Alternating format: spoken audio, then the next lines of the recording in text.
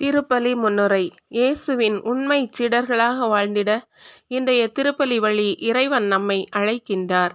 மனமாற்றத்திற்கு நம்மை அழைக்கும் இத்தவ காலத்தில் இறை வார்த்தைக்கு செவி சாய்க்காமலும் இறை அனுபவம் பெறாமலும் நன்மைக்கும் தீமைக்கும் நடுவில் நின்று கொண்டு நேர்மையாளர்கள் போல சுயநீதியை வெளிப்படுத்துவது கடவுளின் பார்வையில் அருவருப்பானதாக கருதப்படுகிறது.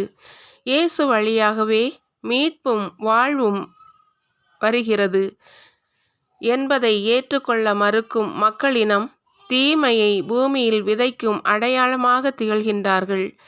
பேச்சிழந்த மனிதனை பேச வைப்பதும் செவிப்புலனற்றவருக்கு கேட்கும் திறனை கொடையாக கொடுப்பதும் நாம் இறைவார்த்தையை கேட்டு அதை வாழ்விழந்து தவிக்கும் அனைவருக்கும் பகிர்ந்து வாழ்வதும் சீடத்துவத்தின் சிறப்பாகும்.